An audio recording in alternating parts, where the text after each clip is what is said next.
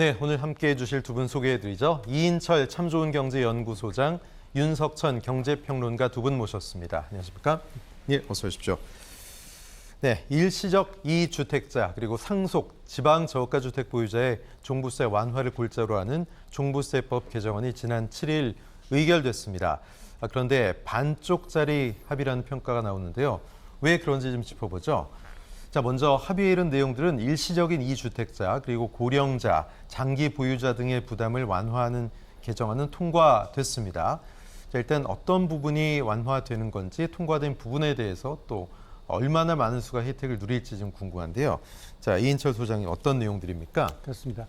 아마 이제 추석 연휴 기간에 가장 많이 얘기하셨던 것들이 정치 얘기, 그다음에 아마 부동산 얘기, 그렇죠. 그리고 자녀 얘기일 거예요. 예. 근데 올해는 이제 부동산 관련해서는 굉장히 안정적인 측면이 있기 때문에 화제성에서 좀 떨어집니다. 네. 그럼에도 불구하고 정치권에서는 사실은 굉장히 굵직굵직한 사안들이 논의가 되고 있어요. 그리고 이제 정권이 사실은 바뀐 근본적인 이유를 따져보면 부동산 관련한 이제 민심이 좀 영향을 끼쳤다라는 게 우세하거든요. 네. 그래서 아마 이제 현 정부 출범 당시부터 예견됐던 이 세제들, 종부세 관련해서 좀 완화해 보자라는 게 일부는 통과가 되고 일부는 네. 통과가 안 됐습니다. 말씀하셨던 것처럼 통과한 건 일시적으로 야 나는 뭐 직장 때문에 이사를 했는데 나는 갑자기 부모님이 돌아가셔서 주택을 상속받게 됐는데 일시적인 이주택자인데 이주택자부터는 다주택자 중과세가 시작이 돼요. 그렇죠. 거기다가 이제 다주택자의 경우는 종합 시가총액 합산 6억 원을 초과하면 종합부동산세 대상입니다. 네. 자, 그러다 보니까 지금 일시적으로 이주택자가 되셨던 분들 그리고 장기 보유한 1주택자 이제 종부세 부담 완화하는 게 국회 이제 본회의를 통과했기 때문에 아마 11월 이제 고지서에는 이제 적용이 될 것으로 보입니다. 대상자를 보니까 이사나 상속으로 이제 일시적 다주택자가 되신 분들이 있습니다. 여기 한 5만여 명, 상속주택 예. 보유자가 한 10,000여 명 정도가 되고요. 근데 투기 목적은 아닌데 지방에 이제 이 비수도권에 3억 원 이하의 주택을 보유하시는 분들이 계세요. 그래서 이런 분들도 공시가격 3억 원 이하라면 한 4만여 명에 대해서도 종부세 부과 기준을 네. 일시적 1세대 1가구가 아닌 1세대 1주택자로 예. 해서 세금을 부과하겠다라는 건데 다주택으로 보지 않는군요. 맞습니다. 다주택자로 보지 않으면 종부세율이 반토막이 줄어요. 예. 그러다 보니까 한 이제 18만여 명으로 이제 추산이 되는데요. 여기에 추가한다면 고령자들 만 60세 이상이면서도 5년 이상 주택을 보유하고 있다면 이거는 투기 목적이 아니라 실소유 목적이고 네. 60세 이상이면 소득이 좀 줄어들 수 있잖아요. 그렇죠. 자, 그러니까 이런 분들의 경우에는 소득 일정 기준 이하의 경우에는 주택을 처분할 때까지 종부세 납부를 유예해 주는 것도 가능해졌는데 이런 이제 종부세 납부 유예 대상자가 한 8만 4천여 명. 네. 그래서 합치면 이번 종부세법 개정안 통과로 약 18만여 명 정도가 혜택을 받으실 것으로 예상이 됩니다. 예, 18만여 명. 어떻게 보면 좀 많은 수 같은데 또 그렇지 않은 것 같기도 하고 감이 좀 잡히지는 않습니다. 그런데 시민사회단체 비판 여론이 좀 있는데요. 이른바 부의 세대 이전을 허용하고 또 고액 부동산을 가지고 있는 사람에게 보유세 부담을 덜어주고 있다는 내용, 그것 때문에 비판하고 있습니다. 그 근거는 이주택자 관련 개정안에 있습니다. 자, 이장규 전 노동당 정책위원장은 이사를 했는데 이전 집을 못 판 일시적인 이주택이나 별 소득이 없는 노인 등이 부담해야 될 종부세를 나중에 내게 해주는 정도는 인정한다. 그렇지만 상속받은 주택이나 지방의 저가주택은 이주택으로 치지 않고 영원히 중과세를 면제해 준다는 건 말이 안 된다. 이렇게 얘기를 하고 있습니다. 자, 윤석천 평론가님, 네. 상속받은 주택 그리고 지금 얘기하는 지방의 저가주택에 대해서 이주택으로 안 치는 게 문제 아니냐 이렇게 얘기하는 내용인데 어떻게 보십니까? 상속받은 주택과 내가 일부러 주택을 지방의 저가주택을 뭐 사는 사람과 뭐가 다른지 모르겠어요. 그래서 네. 다주택자가 된 사람들고요. 상속주택을 느닷없이 물려받은 사람이라고 한다면은 이런 것까지는 동의를 합니다. 가령 처분 기간을 몇 년까지 두고서 그때까지 처분하면은 다주택자로 안 본다는 거 정도까지는 인정할 수가 있지만은 사실 상속받은 주택을 갖다가 1가구 1주택 개념에서 뺀다는 거는요. 제가 생각하기에는 좀 무리가 있는 것 같고요. 지방의 저가주택 역시 마찬가지입니다. 공시가격 기준으로 3억 원 이하라고 하는데 예. 사실 시가로 따지면 한 5억 원 정도가 되겠죠. 예. 5억 원 정도면은 뭐 사실은 그게 결코 그렇게 싼 주택이라고 그렇죠. 얘기할 수도 없을 거예요. 근데 이런 것들을 갖다가 다주택자 개념에서 뺀다? 이것도 사실은 문제입니다. 지난 3년 반 동안 사실은 다주택자 8만 명이 지방주택을 갖다 21만 채 이상을 갖다 싹쓸이를 했어요. 네. 사실은 지방주택의 그 상당 부분은 사실은 수도권에 거주하는 일종의 그 반투기 어떤 세력들이라고도 얘기할 수가 있는 겁니다. 근데 이분들한테 이게 왜 여야 합의로 이렇게 결론이 났는지 내가 도저히 이해가 안 가는데 네. 이걸 갖다 다주택자에서 빼준다는 것 자체는 사실 종부세의 어떤 의미 이걸 갖다가 굉장히 퇴색시키는 거라고 저는 개인적으로 생각을 합니다. 예. 자, 일시적인 이주택자 그리고 고령자, 장기 보유자 등의 부담을 완화하는 종부세법 개정안은 통과됐지만 여야 이견 탓에 국회 상위 문턱을 못 넘은 것들이 있습니다. 대표적인 것이 1가구 1주택자 가운데 특별 공제 기준을 기존의 11억에서 14억으로 3억 원 올리는 조세 특례 제한법 개정안이죠. 이 법안에 대해서 여야 생각이 달랐습니다. 자, 어떻게 달랐고 처리 불발이 불가피했다고 보십니까? 네, 저는 처리 불발은 이미 이거는 사실은 뭐 민주당 쪽에서는 받아들일 수 없는 아니었다라고 네. 생각을 하는 거고요. 일종의 공시가격이 9억에서 사실은 11억 원으로 일단 상향 조정이 됐습니다. 예. 그거보다 더 중요한 거는 공정시장가액 비율이라는 게 있어요. 그리고 가령 뭐 9억 원이라고 하면은 기존에 100%였습니다. 이걸 갖다가 과표를 매길 때. 네. 이걸 60%로 시행령, 대통령 시행령이기 때문에 60%로 확 낮춰졌어요. 그러니까 실제로 세금은 굉장히 많이 이미 감면이 된 상황입니다. 그러네요. 여기서 다시 공시가격을 갖다가 11억 원에서 다시 올려서 14억 원을 한다는 거는 민주당 입장에서는 사실은 좀 받아들이기 어려운 아니었을까 이렇게 생각을 합니다. 그렇군요. 다음 본회의가 오늘 27일에 있습니다. 국회 기재위 여야 간사들이 종부세 특별 공제와 관련해서 협의를 일단 이어간다는 방침인데 글쎄요, 협의가 가능할지 모르겠습니다. 어떻게 보십니까, 이인철 소장님? 뭐 협의가 가능할까요? 아니면 어떤 방향으로 좀 의견이 좁아질까요? 여야의 이제 큰 틀에서는 네. 아마 종부세법 부담을 좀 완화시키자라는 큰 그림에선 합의를 하고 있어요. 예. 근데 이제 악마는 디테일에 있다고 두 가지가 지금 이제 첨예하게 대립하고 있습니다. 공제 기준 가격을 1인 1세대 1주택자의 경우에는 11억 원에서 공시가격 14억 원으로 3억 원을 더 상향할 것인가. 이 네. 부분.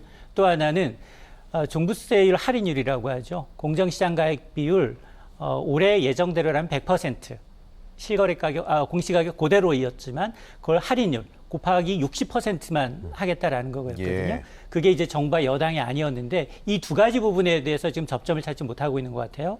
그래서 사실은 뭐 이 종부세법 개정안 이제 합의 기간이 굉장히 좀 짧았어요. 네. 그러다 보니까 설 명절 이전에 이제 통과는 안 됐지만 그러나 지금 이건 접점의 여지가 좀 있다고 봐요. 예. 왜냐하면 중간에 어떤 논의가 있었냐면 그러면 이 종부세 기준 기본 공제 금액을 14억 원이 아닌 14억 원이 아닌 12억 원 정도로 네네. 12억 원 정도를 하는 방안도 거론이 됐었고 중간에서 절충을 하는군요. 맞습니다. 예. 또 하나가 당초 예정됐던 이제 공정시장가액별 100%를 60%로 낮추는 안도 이것도 어느 정도 이제 좀 이 협상의 여지가 남아있기 때문에 저는 이게 지금 왜냐하면 해주겠다라고 공약을 내걸었던 것을 예. 다시 국회 논의 과정에서 부결되면 그 책임은 다시 국회로 넘어가요. 그렇죠. 자, 그러다 보니까 아마도 조금은 이제 이 협상의 여지는 남아있다. 특히 어떤 게 문제가 되냐면 주택을 지금 공동명의라고 해서 아니면 개인명의라고 해서요.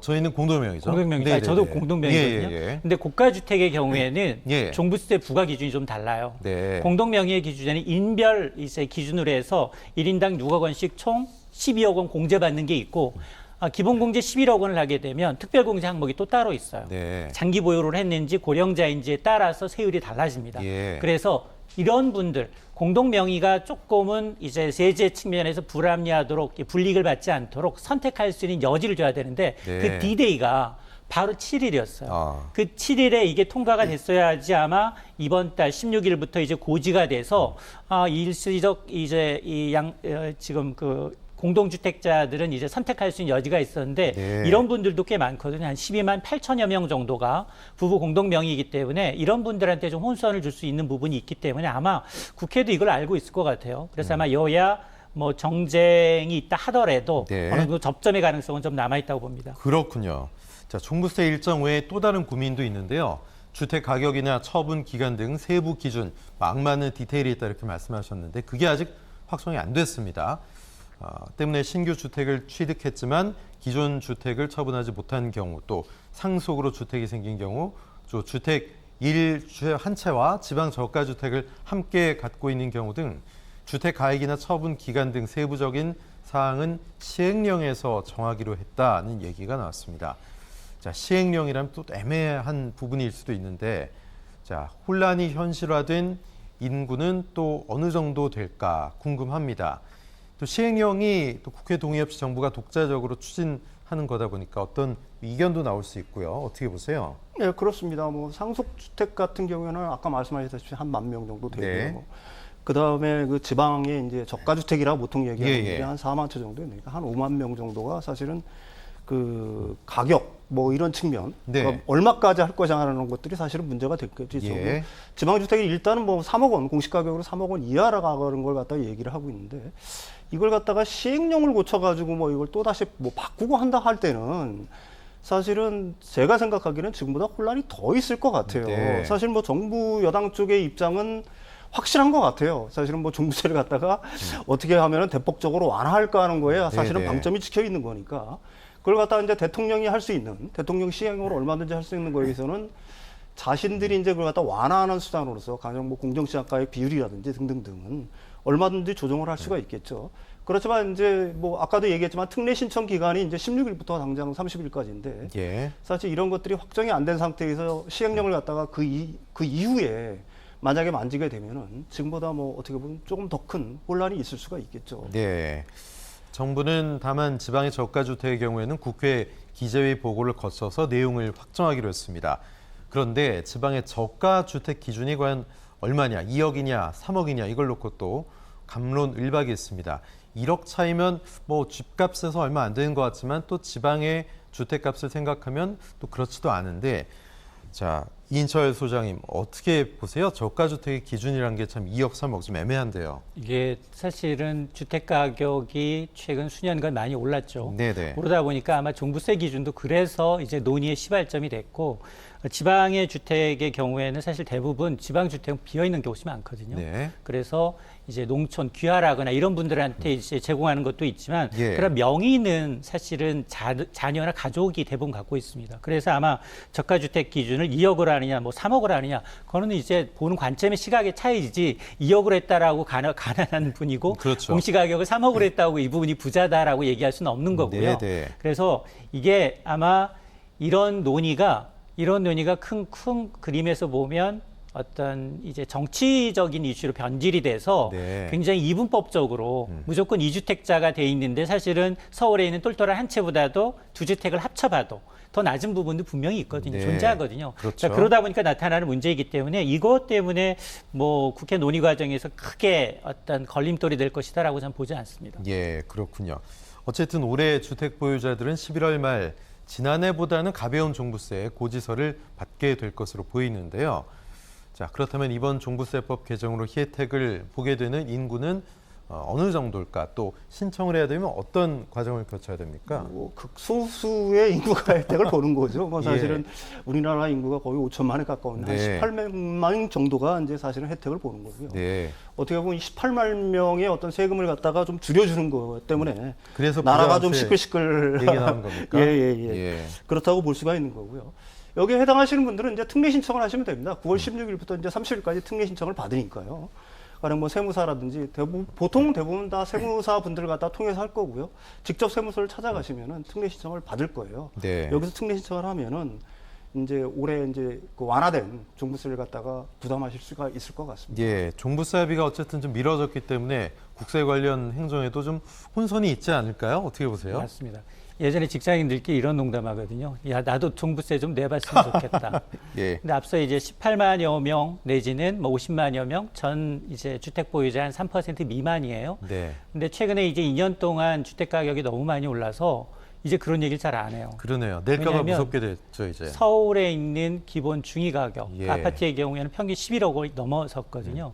그러면 이 조세 제도라는 건 예측 가능해야 하고 대비가 가능하고 공정해야 돼요. 네. 그런데 올해는 뭐 18만여 명 혜택을 받겠지만 내년은 이 기준이 그대로 있는다 하더라도 지금 공시가격이 거의 두 자루씩 계속 오르고 있어요. 네. 3년 연속 17%, 19%씩 공시가격이 오르고 있다는 얘기는 그만큼 앞으로 종부세 대상 주택자들이 많아진다는 얘기거든요. 그런데요, 선생님. 네. 최근에 집값 하락세가 또 어느 시점에서 반영이 될 것 같은데 그건 어떻게 보세요? 그러니까 이게 우리가 5년마다 정권이 바뀌면서 나타나는 혼선이에요. 예. 만에 하나 이전 정부의 조세 제도가 그대로라였다면 예. 아마 올해도 똑같은 비율로 늘어납니다. 네. 늘어나는데 물론 지금 집값이 많이 떨어졌다라고는 하지만 이게 공시가격 기준으로 해서 얼마나 떨어질지는 이제 한국부동산원의 통계를 봐야 되는데요. 네. 아니 뭐 주택 과거 5년 동안 주택 가격 서울의 평균 아파트 가격이 두세 배 올랐는데 지금 얘기 들어보면 야, 이 계약금 3억 원도 포기한 아파트가 나타났다더라라고 하는데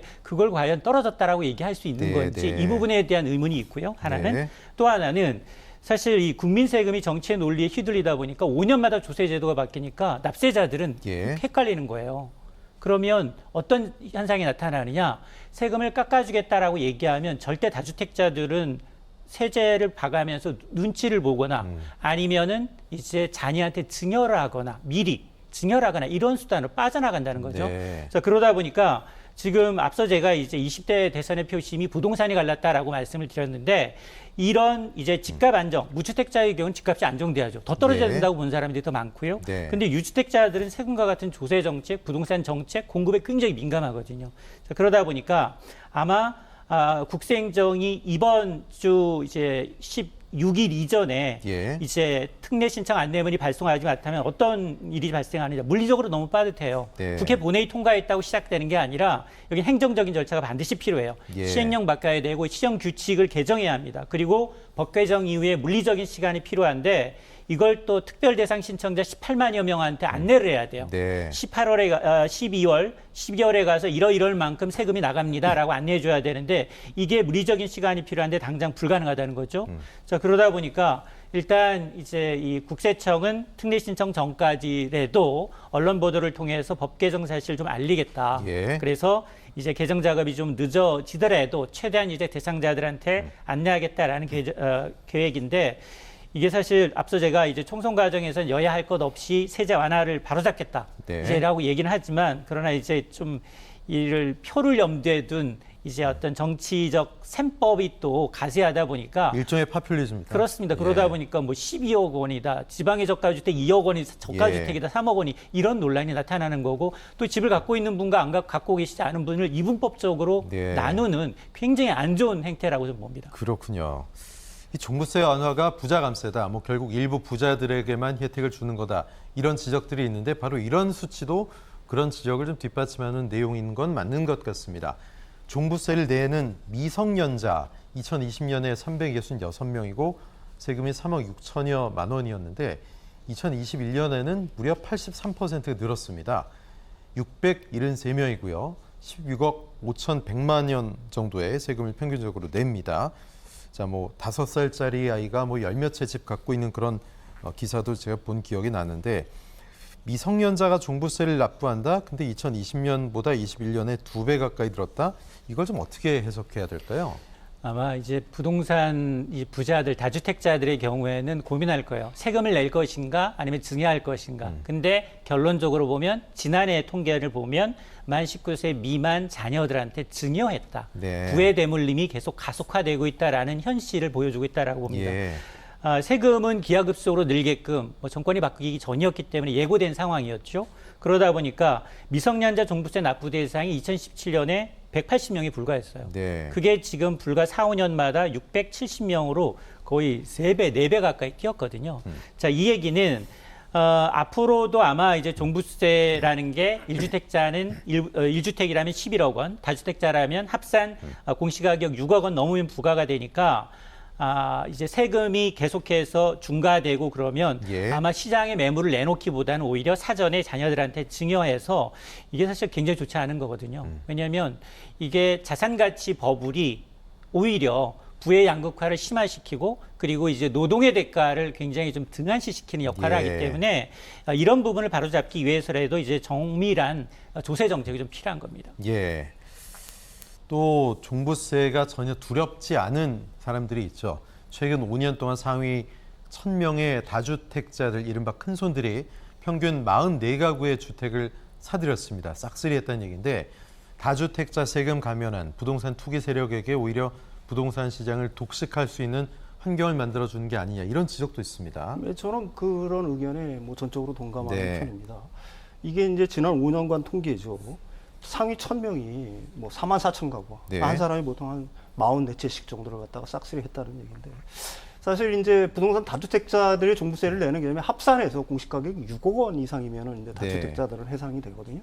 근데 거기서 이번에 또 지방의 저가주택 3억 원, 공시가격을 3억 원을 뺍니다. 그럼 수도권이라든지 지방에 3억 원을 갖고 있는 사람이라면 다주택자라면 수도권에는 분명히 제가 생각하기에는 더 비싼 주택을 갖고 있을 텐데 이분들한테 사실 1가구 1주택에 해당하는 어떤 혜택을 주겠다고 하는 거거든요. 사실 이런 정책들이 과연 바른가 하는 경우에는 그게 사실은 뭐 정치적인 입장을 떠나서 어떤 부동산의 어떤 왕국이라고 불리는 대한민국, 네. 그다음에 투기 세력들이 잔존할 수 있는 여건들을 갖다가 계속해서 마련해 준다는 점에서 또 퇴로를 열어준다는 점에서 좀 재고를 해볼 필요가 있지 않나 이렇게 생각을 합니다. 예. 글로벌 스탠다드는 부동산은 사실은 보유세는 좀 강화되고 거래세는 좀 낮아지는 추세거든요. 예. 근데 우리는 정권이 바뀌면 세금을 다 올리든가 다 내리든가 굉장히 극과 극으로 가고 있다는 겁니다. 예. 그래서 사실은 보유세 부담은 우리가 상대적으로 좀 낮아요. 재산세 7월에 9월에 내는 거 그리고 고가의 주택을 갖고 계신 분들이 종부세 부담은 낮은 편이에요. 그러니까 그건 논리대. 대신에 이제 거래가 지금 거래 절벽이라는 얘기가 나오고 있잖아요. 네. 이건 세수 측면에서도 관련 이사나 인테리어 업체들 측면에서도 영향을 미치거든요. 그러면 이제 거래세율, 취득세라든가 이런 이제 세금은 낮아져서 예. 거래를 좀 활성화하는 방안이 좀 필요합니다. 그렇군요. 어쨌든 세제 혜택을 받을 수 있는 분들은 전문가와 좀 빠른 상의를 해 보셔야 되겠습니다.